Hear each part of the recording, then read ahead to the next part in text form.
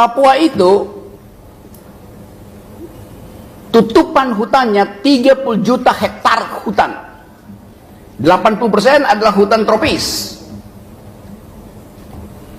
Saya hafal karena saya orang hutan. Di 37 juta hektar hutan di Papua, 20 jenis pohon.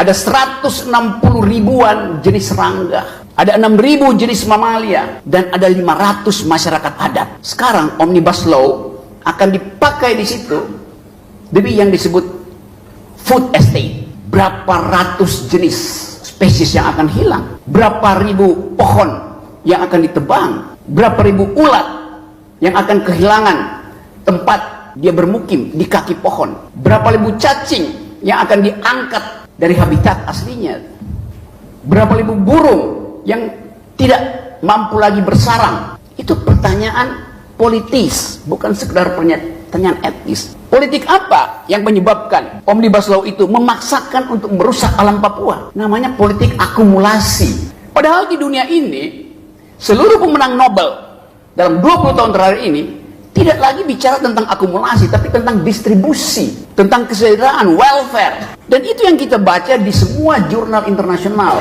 Tadi saya baru baca tulisan di Foreign Affairs. Saya beli di airport, selama penerbangan saya baca satu upaya untuk mengembalikan ingatan bahwa ilmu yang disebut public policy sebetulnya diawali dengan keinginan untuk menginjeksi anggaran agar supaya ada growth. Jadi pertumbuhan itu fungsi dari anggaran. Kalau kita nggak punya anggaran, kita nggak bisa bertumbuh secara ekonomi itu. Itu dalil kuno yang sebetulnya dipakai oleh para ekonom pada waktu itu untuk membackup kepentingan dari yang sekarang kita sebut sebagai oligarki, yang dulu di dalam pertarungan gagasan antara Cambridge School dan Chicago School menimbulkan diskusi yang dahsyat tentang fungsi pemerintah. Apakah fungsi pemerintah itu adalah injeksikan anggaran supaya terjadi distribusi, atau jangan lakukan sesuatu terhadap pasar supaya pasar itu tumbuh dengan sendirinya?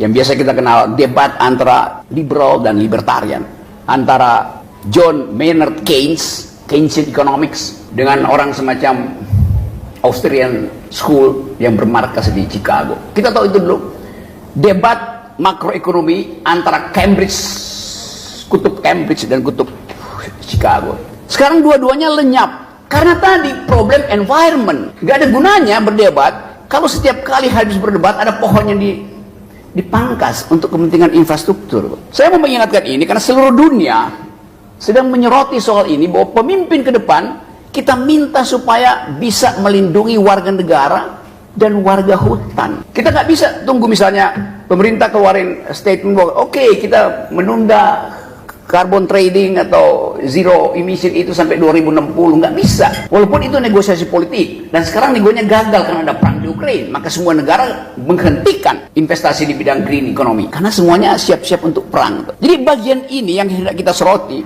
supaya kalau kita kampanye nanti, siapapun yang mau jadi presiden, do they speak environmental ethics? Do they speak green economy? Kita nggak lihat ada perdebatan intelektual di antara capres-capres itu. Yang kita lihat adalah orang main TikTok.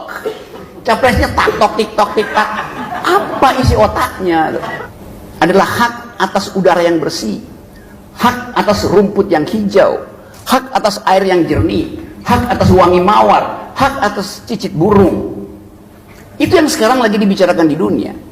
Setiap pemimpin dunia kalau nggak mengerti environmental ethics, dia akan dianggap sebagai buta huruf terhadap peradaban.